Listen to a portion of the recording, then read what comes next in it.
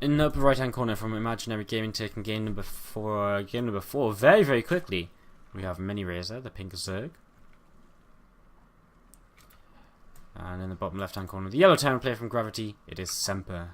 His name is spelled backwards here. He did make it into WCS Challenger League, and he got quite quickly eliminated as he went up against Pult in the Challenger match, which is a little bit unfortunate. Should you sleep? It's kind of late. No. Stay up and watch the end of the SC2 ITL. You know you want to. You know you want to.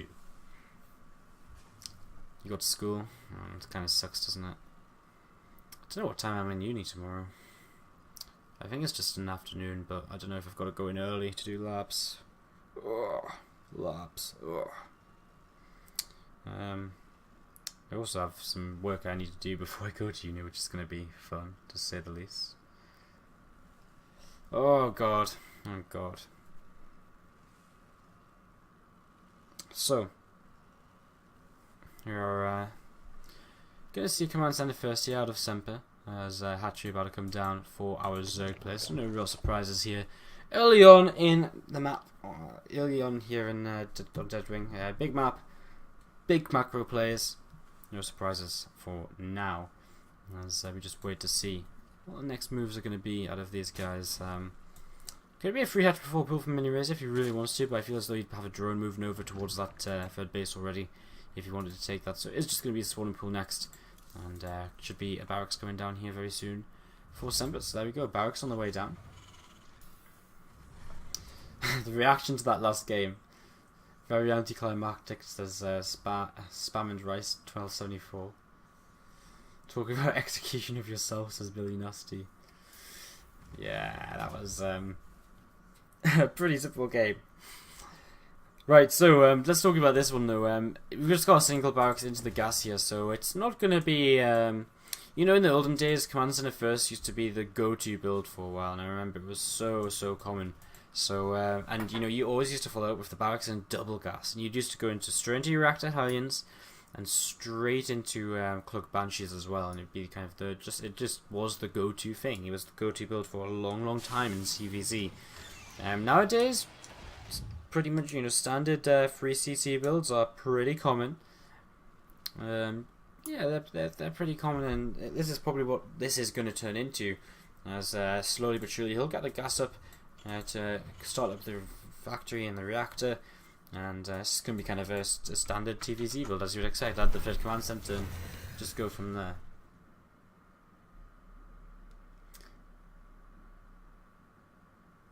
Wardy so professional? Why? What did I do? What did I do that wasn't actually professional?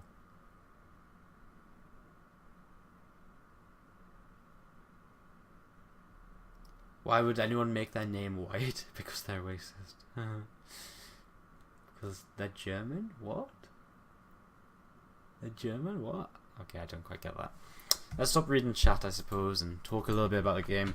Yeah, okay, I'm not gonna lie, guys, I'm getting a bit tired. Well, if you weren't here earlier, I did party a little bit too hard last night, to say the least, and I was being sick until about 4 PM. Until I was very fortunate, I was being sick only until 2 hours before we had to gas. So in the end, I was okay to cast, but I didn't get very much sleep. And I didn't actually sleep in my bed. I slept on my couch, as these signals do get denied the scout, and one of them will fall as they try to escape. So oh, poor Zerglin. It's not the way he wanted to go, I don't think. So yeah, I am starting to flag a little bit right now. Oh dear. But it's okay. We can only possibly have 3 more games, including this one, to go, which is manageable. I might have to skip out doing all the admin work, which is meant to do tonight, and just do it all tomorrow, guys, instead. So if you're waiting for VODs, etc., might be a little bit of a delay on that. But I'll try and catch up as soon as I can. Again, just been a bit of a weird week. As these Lings make their way past the Hellions, and Hellions will give chase for a little while, the Lings will make it way into towards the main base, but again, just lifts up. Does he see the cloak?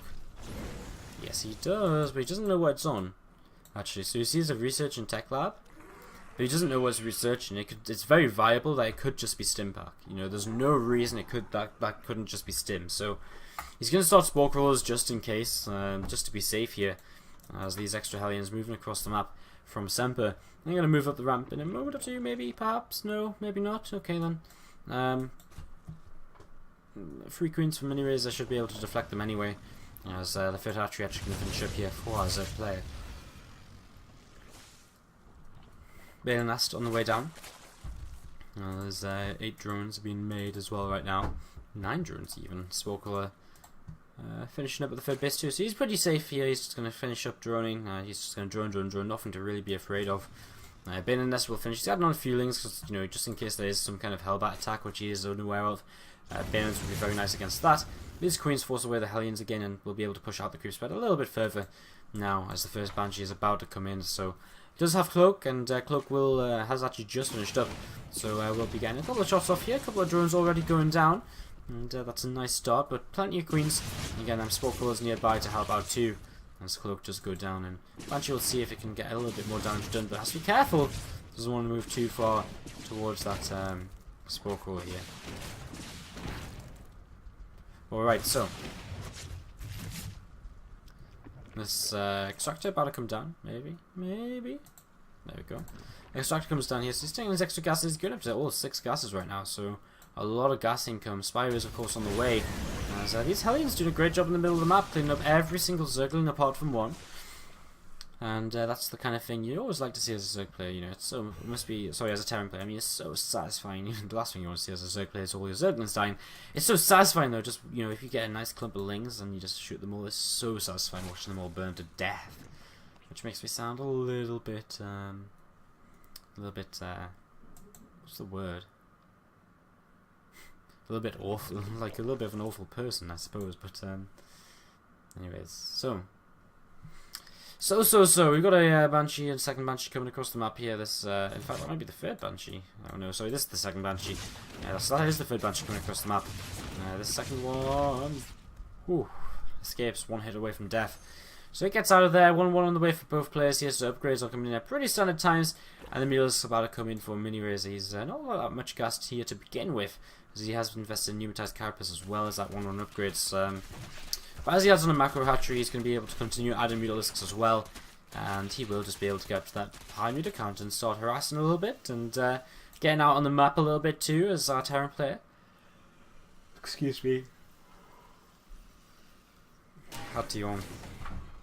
There was nowhere I was going to avoid that one there.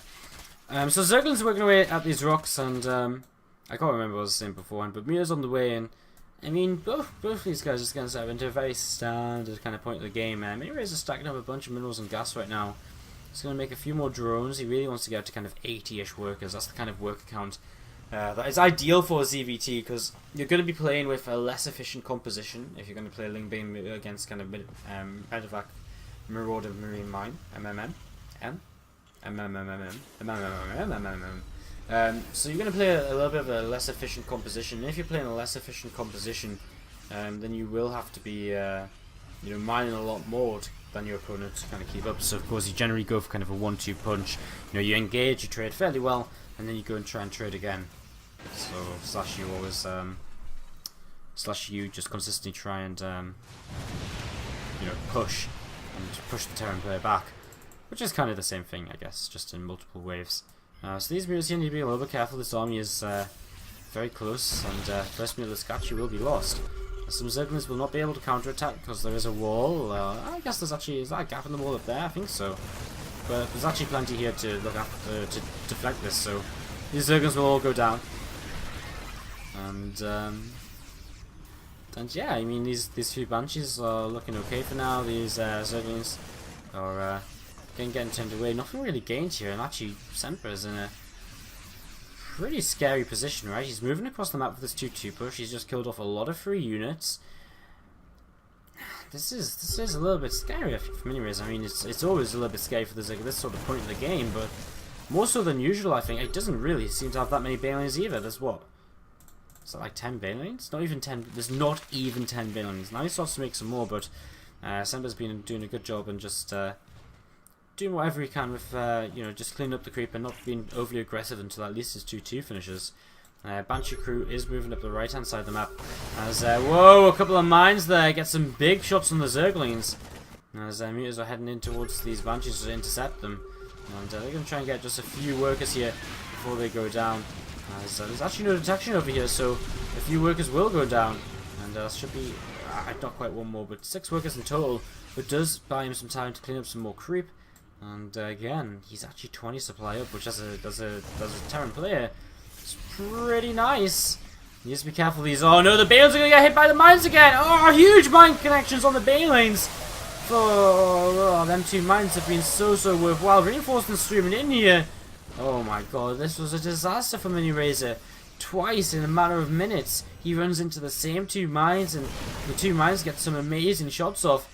And now another scan comes down. Miniraser's going to lose a lot of footing with this creep being pushed back.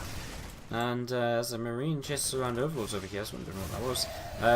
He's overstimming a little bit here, maybe actually, and may have to just back off. But I mean, he's taking a great fight here to begin with, and he should just be able to keep following this up. So this is it's a little bit interesting as all of these units coming over towards this right hand side. So Mutas are going to yeah, what are these units doing? Mutas go up here and they clean out that one Marine which has been annoying.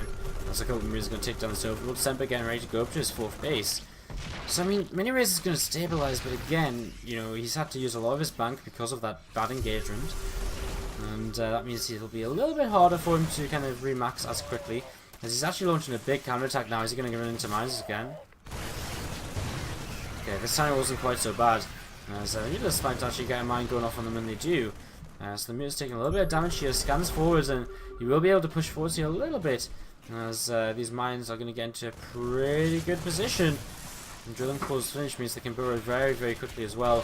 Reinforcements should eventually deal with these Zerglings Mutas as well. Shouldn't be able to do too much for too much longer. There's a couple of mines coming into the mineral lines. And 9 workers getting blown up there. As the Mutas are going to try with these Zerglings to deny this 4th base, but I don't think it's going to be possible. As he's starting to run out of Zerglings, and as he runs out of Zerglings, there's nothing to tank for the Mutas, so the Mutas will continue to fall. A mine going off on them as well. And again, Miniraser is actually really struggling now. He really doesn't have the money he wants. He's got 170 supply over against 200. Semper is the player of the bank, and moving forwards, he's looking good. He's dropping in towards the main base, so this is something which Miniraser has to respond to. At the same time, another couple of worker kills going off there. As these Balins are going to get hit by mines again. And another fantastic line here is this drop in the main base. The Zerglings are not enough to deal with it, and he's going to stim forwards. He's going to be able to pick off these drones. He's going to get the Queen, and okay, there's some Balins in position here, and they will be able to clean that up. But I mean, again, using up Balins, he's actually losing his 4th base at the same time. As stim comes down, these Queens are going to fall, and well, there's actually a Balin coming in from behind, and that means we're a little bit clumped up. Medivacs will escape, but look at the reinforcements stimming across the map here. They want to get over here as soon as possible. And, well, this army, a little bit unsure as to what it wants to do as well. This has been a nice little engagement here from Semper. But Miniraser just taps out of the game. It's not enough apparently, and well, he just leaves the game just like that, and Gravity actually take a 3-2 advantage over a